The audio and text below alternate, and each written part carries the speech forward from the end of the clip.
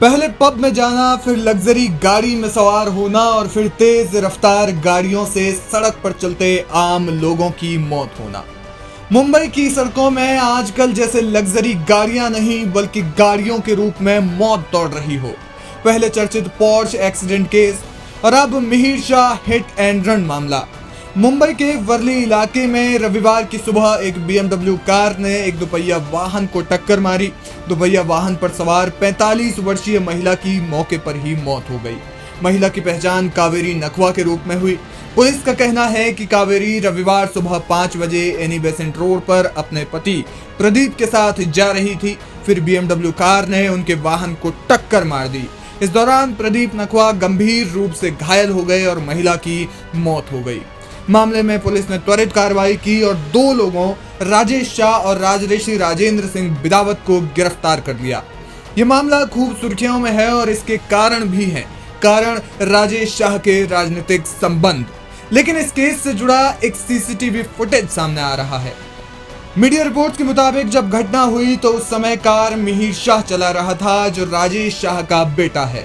उस समय उसके साथ ड्राइवर राजश्री बिदावर भी मौजूद था। मिहिर के बारे में बताया जा रहा है कि उसने महज हाई स्कूल तक की पढ़ाई की है और वो अपने पिता राजेश शाह के साथ बिजनेस में मदद करता है। पुलिस ने फिलहाल 2 लोगों को गिरफ्तार कर लिया है, लेकिन मिहिर शाह अभी भी फरार है। पुलिस जांच में सामने आया है कि उस समय मिहिर शाह की गर्लफ्रेंड भी सबके साथ गाड़ी में मौजूद थी। पुलिस के रडार पर अब मिहिर की गर्लफ्रेंड भी आ गई है।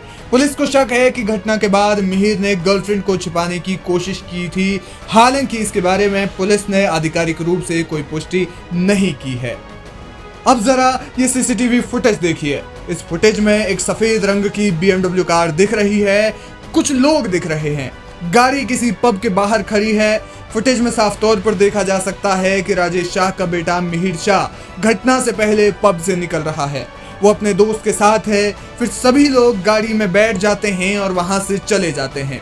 CCTV में देखा जा सकता है कि मिहिर के साथ उस वक्त कोई लड़की नहीं है। इस घटना के बारे में वाइस ग्लोबल तापस बार के मालिक करण शाह ने बताया कि उसने एक एनर्जी ड्रिंक लिया था। मिहिर के दोस्तों ने बियर पी थी। इस दौरान उनके ग्रुप में कोई लड़की नहीं थी। करण शाह ने बताया कि मिहिर शाह के ग्रुप में किसी दोस्त ने शराब नहीं पी थी। वहीं मिहिर ने पब को 18,730 रुपए का बिल चुकाया था। इसके बाद वो 1:40 पर मर्सिडीज कार से निकल गया। सुबह 5:25 पर मिहिर शाह ने स्कूटर को टक्कर मारी। एक्सीडेंट के बाद वो ऑटो रिक्शा से फरार हो गया। मिहिर शाह पर BNS की धारा 105, 281, 125B और 238 और 224(4) के तहत केस दर्ज किया गया है। अब जानते हैं कि इस केस में गिरफ्तार हुए मिहिर शाह के पिता राजेश शाह आखिर हैं कौन। राजेश शाह शिवसेना में उपनेता है और वो महाराष्ट्र के मुख्यमंत्री एकनाथ शिंदे का करीबी माना जाता है। माना जाता है कि शाह मैनेजमेंट के मामले में बेहतर है और उसकी छवि एक चतुर नेता की है। अप्रैल 2023 में शाह को CM ने ही शिवसेना का उपनेता बनाया था। इससे पहले वो पालघर के जिला प्रमुख थे। शिवसेना में विभाजन से पहले भी उन्होंने तब ये पद संभाला था।